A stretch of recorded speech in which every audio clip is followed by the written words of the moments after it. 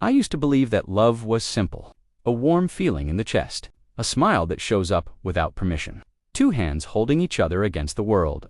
I thought that was enough. I thought I was enough. My name is Bella.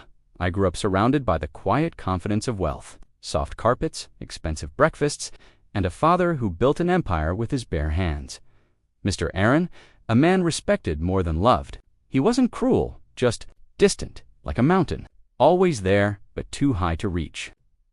I never imagined that love would lead me into a quiet storm, not the kind with thunder and shouting, but the kind where silence becomes sharp enough to cut skin. Levi came into my life like a soft wind. He wasn't rich. His shoes were often worn. His shirts looked washed too many times. His eyes, though, they carried honesty, a rare warmth money cannot buy. He looked at me like I was human, not an heir to a fortune. I fell for that warmth. I fell for the way he treated everyone with kindness, even when life wasn't kind to him. Ariana, my best friend since school, used to laugh and tell me that love doesn't pay bills. I ignored her. I believed love was different with him.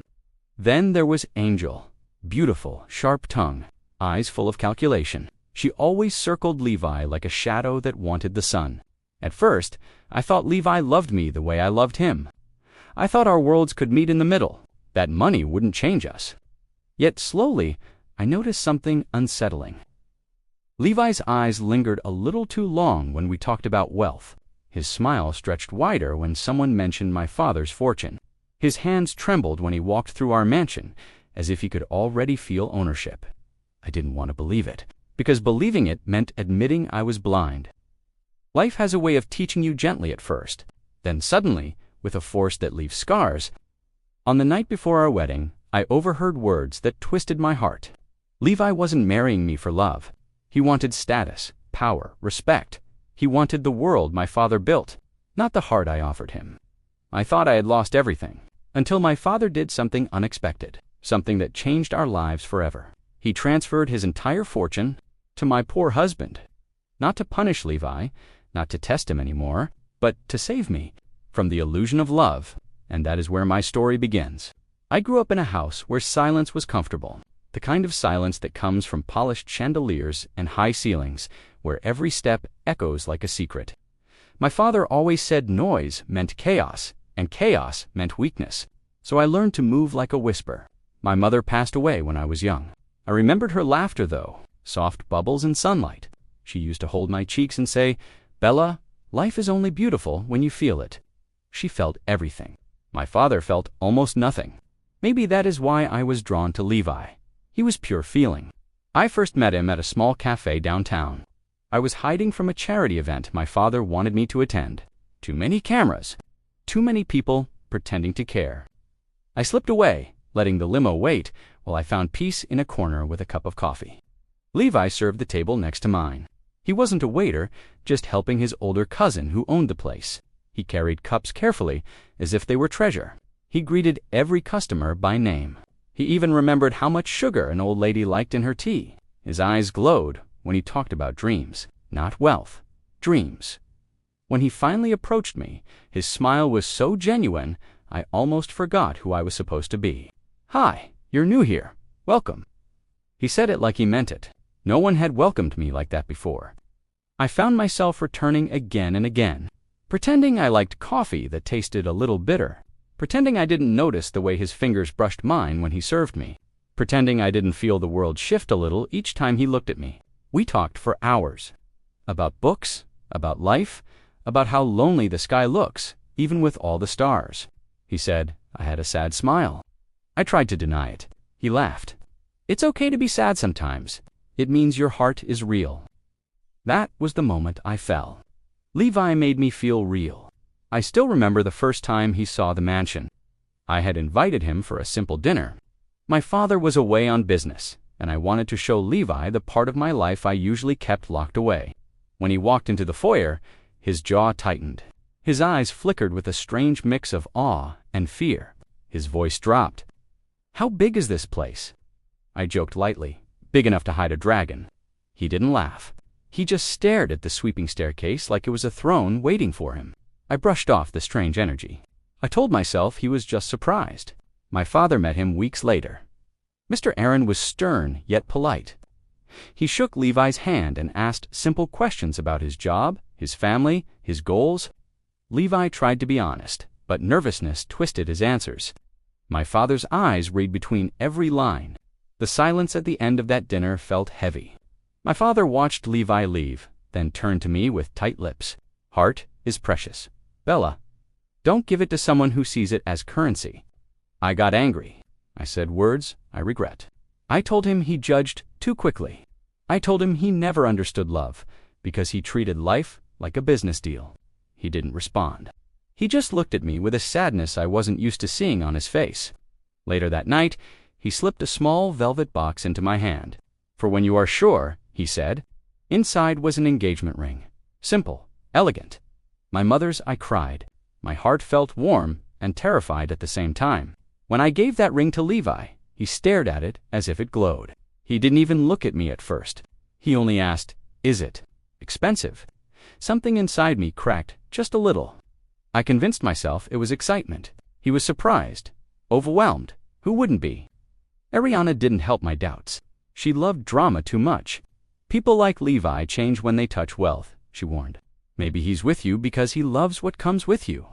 I laughed it off. You're just jealous. He loves me. Her silence said she wasn't jealous. She was scared for me. Angel was even more direct. He will never belong in your world, so he will try to take it. She smirked, as if she could already see him wearing my father's suits and signing checks with my family name. I hated the way she looked at him like prey she hadn't decided whether to eat or not. Levi noticed them too. He noticed everything that came with me. The attention, the influence, the doors that opened. He said he just wanted to protect me. Although I didn't need protection, I needed love. Calm love, real love. Wedding preparations began. More noise, more people pretending. Levi acted nervous about the guest list, the venue, the luxury cars parked outside fittings and rehearsals. Nervous or admiring? I couldn't tell any more. Small signs kept appearing. He flinched at bills, but only until he saw who would pay them. He talked often about the future. His ideas always shined with status. He once said, "When your father retires, someone needs to take care of everything he built." I asked quietly, "Who do you think that should be?" His answer was too quick. "Well, me." His suit. He smiled like it was a joke. I hoped it was. Only my father stayed silent through it all, watching, measuring. He invited Levi to shadow him at work. To see what responsibility looks like, he said. Levi came home with bright eyes. "Your father respects me," he insisted. "He knows I can handle power." I felt a shiver that didn't come from cold. There was love between us. Yes, at least I believed there was. Yet love had been pushed slowly to the back seat. Status kept climbing into the front. I told myself every couple goes through phases, that once we were married, things would settle. We would find our calm again. Then came the night that changed everything. The night before our wedding. The night I heard the truth. Levi didn't know I was outside the room he shared with his best man. He spoke freely, carelessly, confidently. "This is my chance," he whispered. "Her father will give me everything. Money, power, respect. I deserve this life." His best man asked, "Do you love Bella?" There was a pause that stretched too long. She's sweet, kind, a good choice for a wife. Once the inheritance is mine, she will thank me for giving her the life she deserves. My heart sank in silence. Not heartbreak with screaming, heartbreak with numbness. I walked away quietly, holding my chest as if the pieces might fall out. My father found me in the hallway, tears running, breathing thin, words tangled. He didn't ask what happened. His eyes already knew.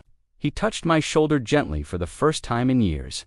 "It's all right to see the truth later than others," he whispered. I asked him what I should do.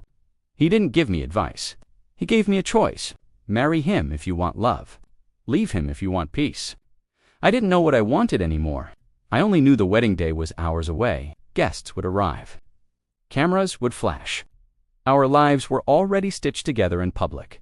Backing out felt impossible. Marrying felt unbearable.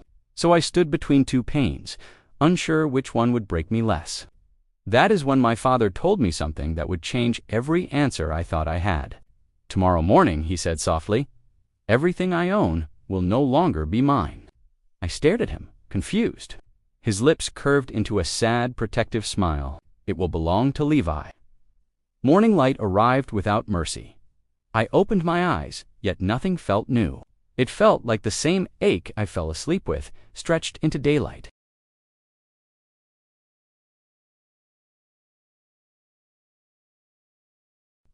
Birds sang outside as if the world continued normally, unaware that my world was shifting into something I no longer recognized.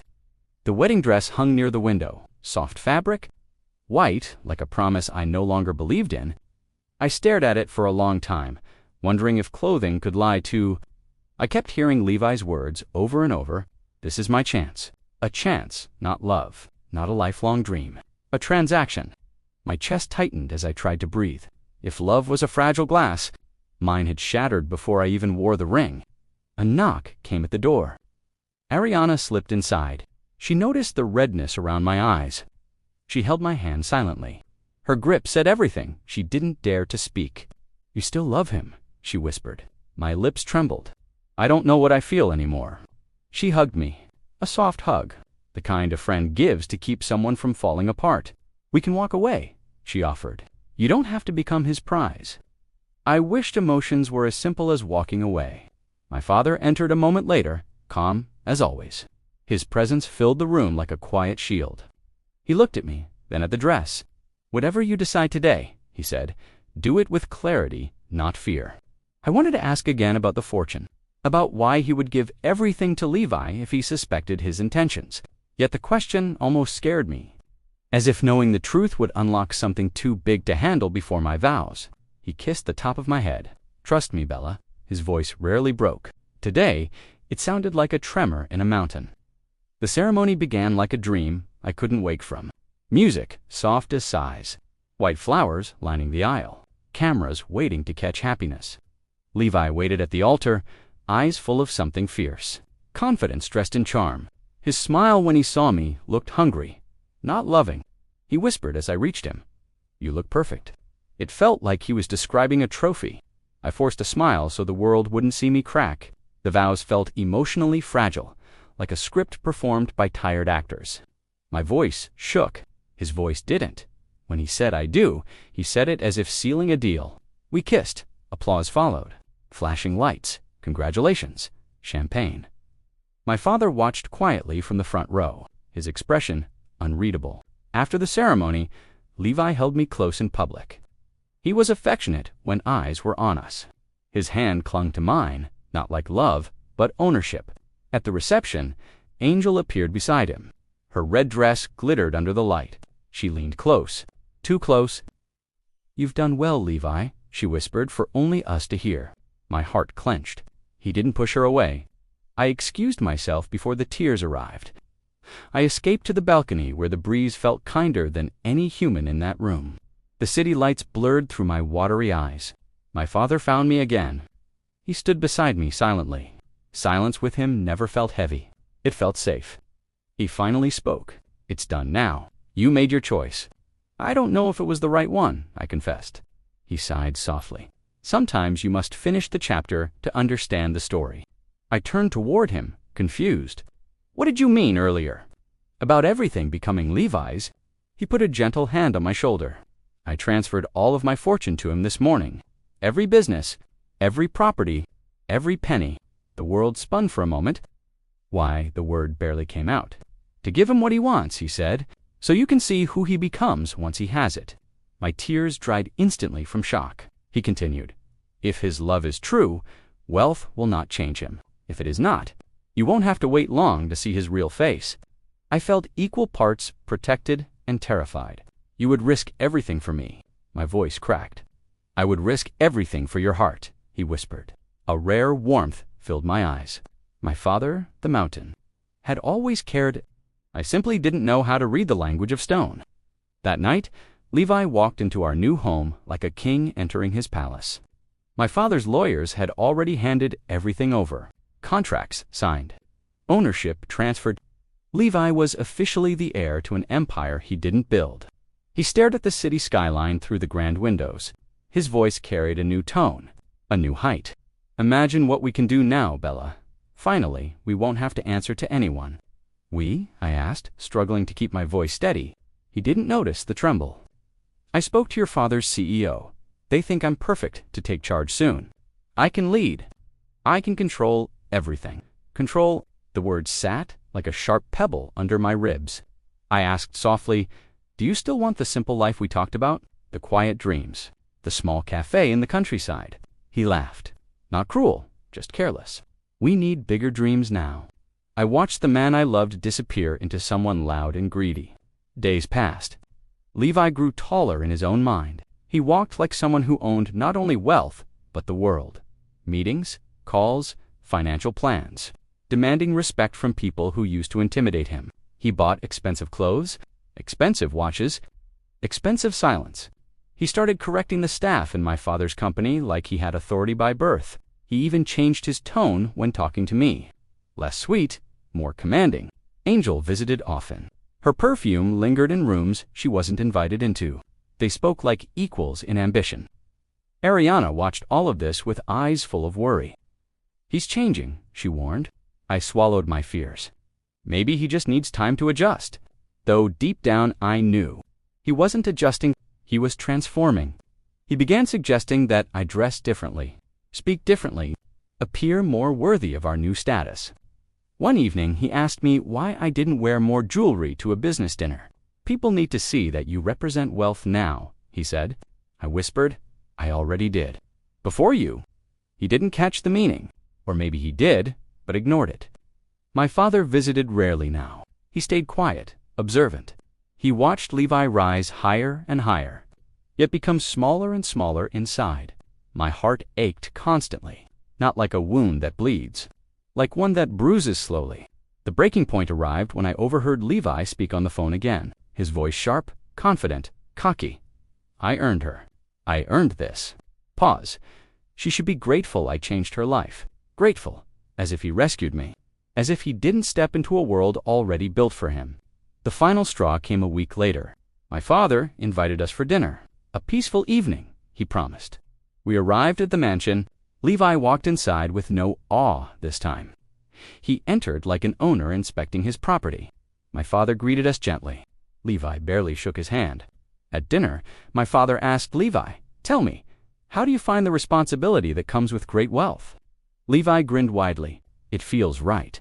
I was meant for this. I can handle more than anyone expected. My father nodded slowly. And what about Bella? Does she still hold your heart? Levi glanced at me briefly, then laughed. She's my wife. She will adapt. She has no choice now. My chest tightened so painfully that breathing hurt. I lowered my gaze, cheeks burning with humiliation. My father set down his fork. Calm, steady, I see, he said simply. Then he stood, a man who looked like he had already made peace with the storm. It is time, he said. Levi frowned. Time for what? My father looked at him with eyes full of a truth Levi had never cared to discover. Time to return everything you took. Levi laughed loudly, believing it was a joke. He stopped when my father didn't laugh. I gave you everything, my father said, so the world could see who you truly are. Levi's voice sharpened. You can't take it back. My father stepped closer, his presence towering. I didn't give you control, only ownership. Temporary ownership. The legal transfer expires tonight. All contracts were conditional. You failed the condition. Levi paled. What condition? His voice cracked. That you love my daughter. Silence stabbed the room. My father continued, soft yet unbreakable. You failed the moment you treated her like a key to a kingdom. Angel shrank back in her chair. Ariana stared at Levi with disgust. My father looked at me. Bella, you are the true heir. Always have been. But I had to let you see his truth. Your heart needed proof. Levi stepped toward me, desperate. Bella, tell him he's wrong. Tell him. His voice rushed, trembling. He reached for my hands. This time, I stepped back. My tears didn't fall. My silence spoke louder than his begging. By midnight, Levi had lost everything. Except me. Which ironically, was all he never truly valued. He stood outside the mansion, the same entrance where he once trembled at the sight of luxury. Now he trembled from fear. Bella, please, he pleaded. I can change. I loved you. I still do. The moonlight made his tears look silver, painful, real, yet too late. I hope you find yourself again, I whispered. He tried to argue. I raised a hand gently. No more lies. No more pretending. His shoulders collapsed. He looked small. I turned away and walked inside. For the first time in a long time, my heart chose peace over love. Levi left. Angel vanished like she had never existed. My father sat beside me in the silence of our home. His hand covered mine, a warmth I had craved since childhood. I am proud of you, he said. I rested my head on his shoulder. For a moment, I felt safe again. Yet sadness still lingered, soft and echoing, because losing love, even false love, still hurts. But healing had finally begun. The days after Levi left felt like living inside a quiet museum of my own memories. Rooms held shadows of laughter that wasn't real. Every hallway echoed steps that no longer walked beside me. I told myself I chose peace. Still, peace arrives slowly. Ariana kept me company.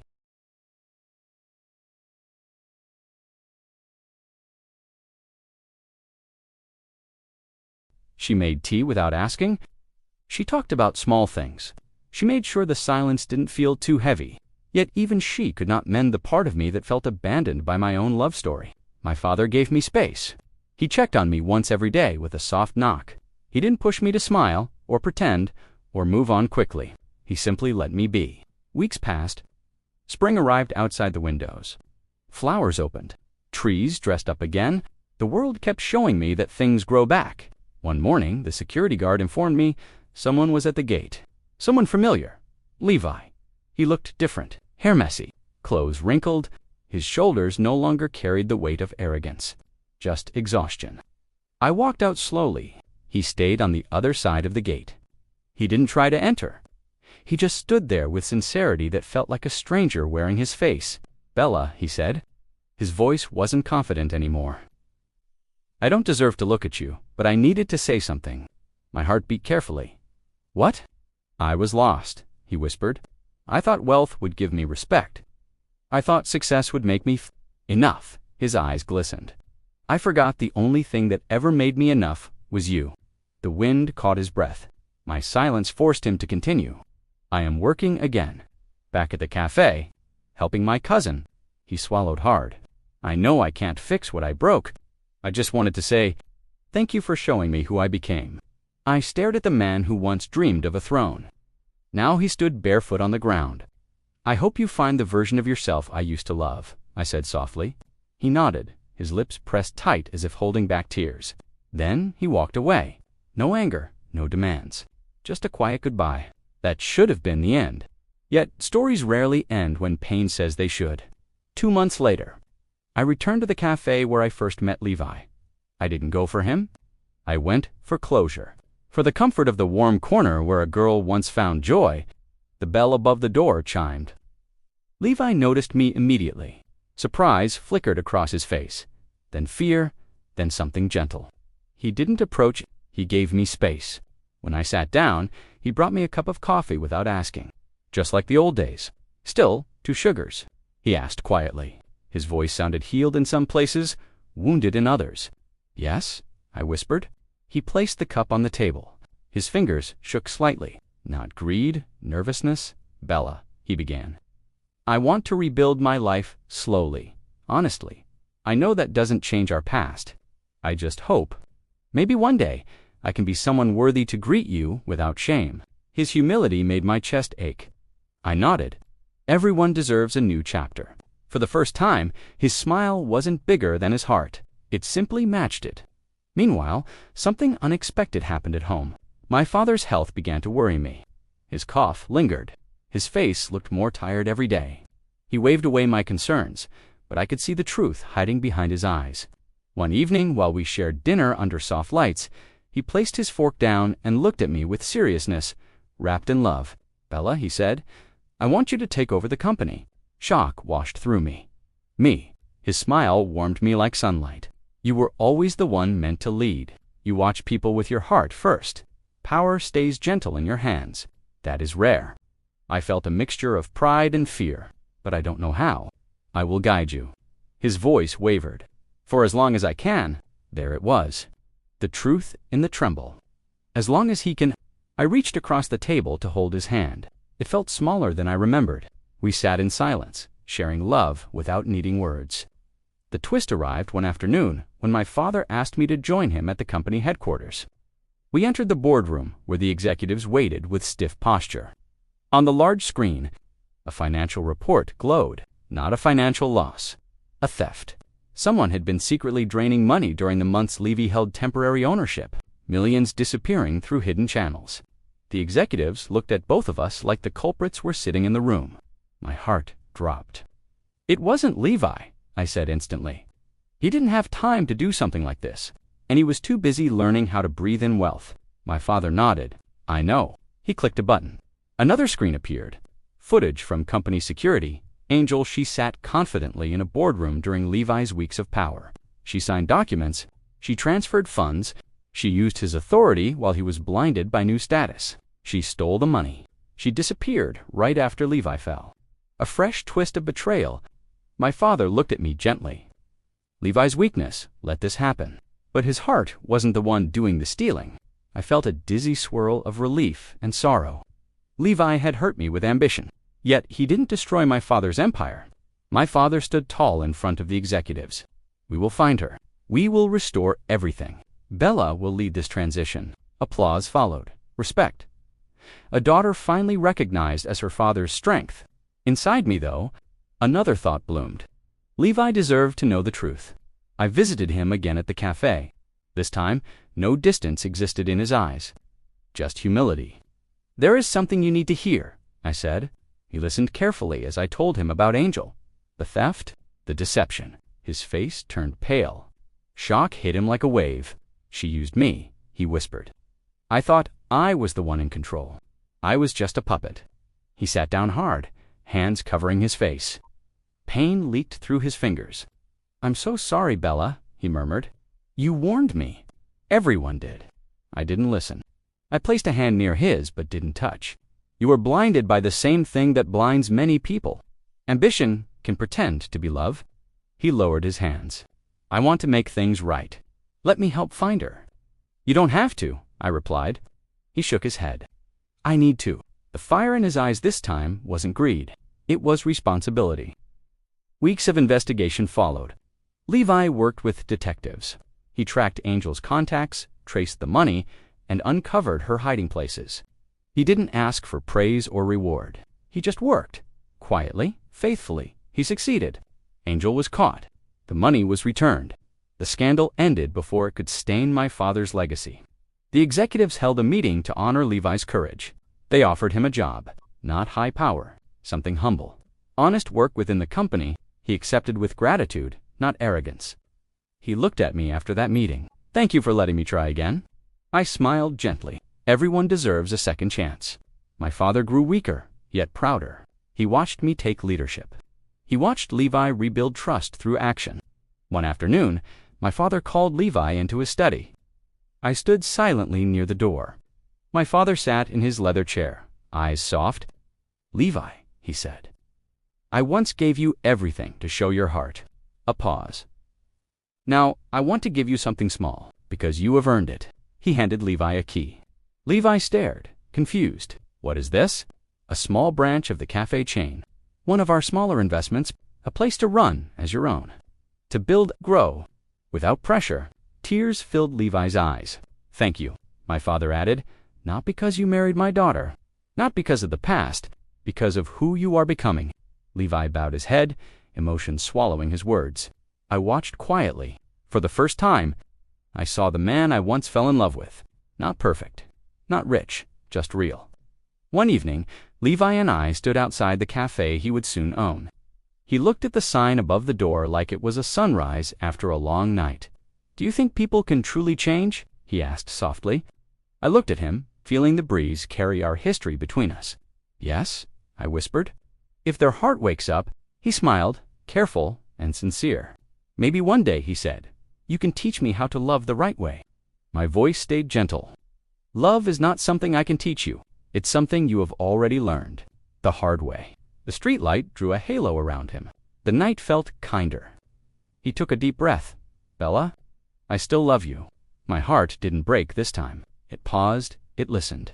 "I know," I said. He waited for a reply that didn't come. Instead, he received a soft promise wrapped in silence. Time, healing, possibility.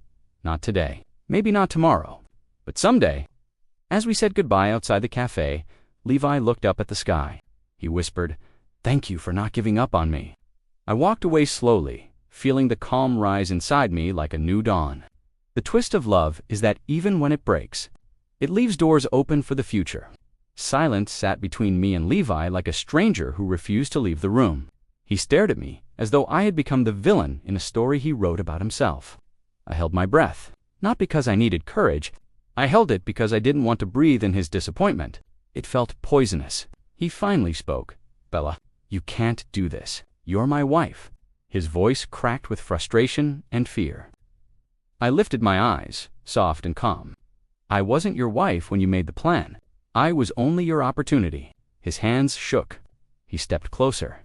"I loved you. I still know." One word. Sharp but quiet. It stopped him like a wall. "If you loved me, you would have protected my heart, not counted my money." He dropped his gaze like a child caught stealing. "I can change. I can fix this." I gently shook my head. "You didn't break a vase. You broke trust." The ticking of the clock filled the space. Every second sounded like a reminder that time does not wait for love to grow honest. He tried again. "If you divorce me, I'll have nothing." He expected me to look guilty. I felt peaceful. "You came to me with nothing. You will leave the same."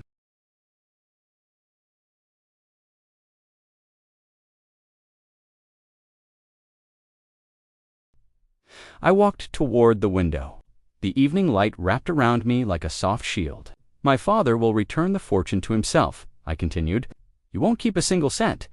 You will leave the same Levi who once held my hand because he cared. Not because he wanted to control my world." He looked at me as if he wanted to cry. "But I did care," he whispered.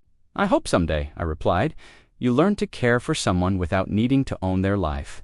He fell silent, because truth is heavier than gold. I didn't scream. I didn't fight. I didn't break. Quiet is its own kind of power. My father and I walked him to the door. No guards, no dramatic scene. Just the sound of footsteps and a heart learning the cost of greed. Levi paused at the exit. "Bella, will you ever forgive me?" I didn't know what forgiveness meant in that moment, so I spoke gently. "I will forgive you when my heart stops hurting. Until then, live well, grow better, learn love, not status." He nodded slowly and walked away, each step echoing a future without my world in it. Angel was nowhere to be found. Not surprising. Shadows disappear when the lights of wealth turn off. My father turned toward me then. His face no longer looked like a mountain. It looked like a father. "I'm sorry," he said. His voice held years of unspoken regret. I was testing him, but I forgot that a test breaks the person who loves. I took his hand for the first time in years. "Warm, human. We both learned," I whispered. "You learned about him." "I learned about myself." He smiled, gentle, proud. "I'm grateful you chose yourself." Ariana arrived that night with a blanket and 2 cups of chocolate milk. The same we used to drink when heartbreak was about exams or a rude comment at school. She wrapped her arm around me. "You were brave," she said softly. I was scared. "Brave people are scared," she replied. "That's why it's bravery." We sat together, watching the quiet night outside the window. The air felt lighter. My chest no longer carried invisible stones. Days turned into weeks. My tears gradually softened into memories. Pain faded like sunlight, slipping across a floor, slowly and without noise. My father and I rebuilt our bond. We shared dinners that didn't taste like silence anymore. He asked questions. He listened.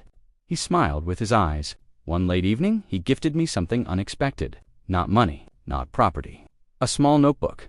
On the first page, he had written, "Write a new story. Your fortune is your heart, not my name." I closed the notebook against my chest. Healing doesn't announce itself. It arrives quietly, like a gentle visitor that respects your space.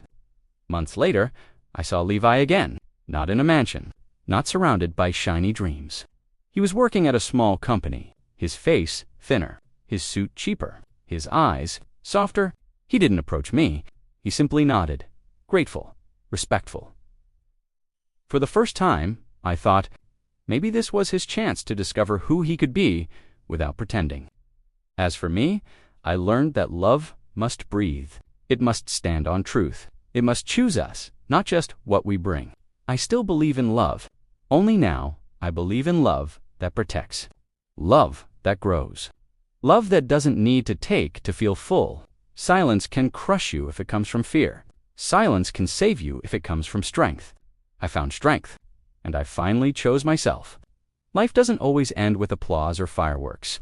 Sometimes it ends with a slow breath, a closing of a door without anger, a step forward without fear. I used to think that heartbreak was the end of love.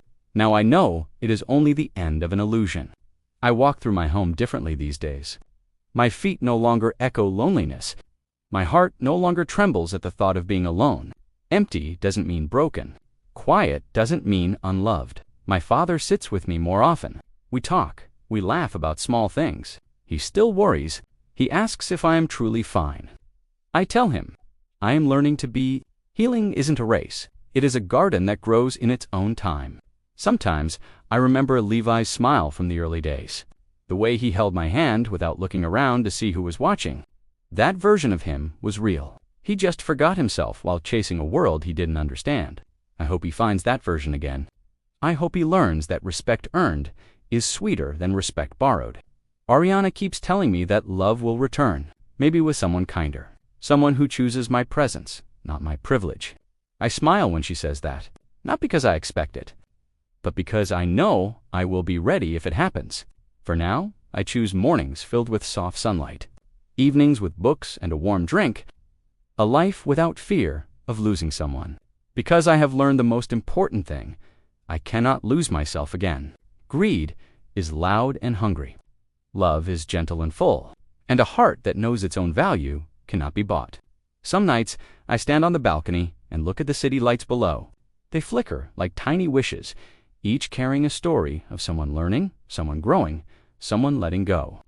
I whisper a small prayer for Levi, not for us to return, but for him to rise. A faint peace finds me then, because forgiveness is not for the one who hurt you. Forgiveness is the freedom you give to your own soul.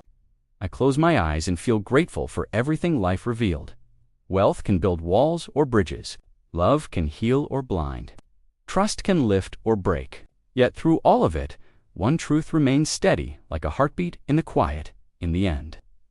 Wealth can't measure the worth of love. My story is not about losing a husband. It is about finding myself. A heart strong enough to be soft again. A future waiting to be written. I turn the final page of this chapter with a thankful smile. Tomorrow is new, and I am ready.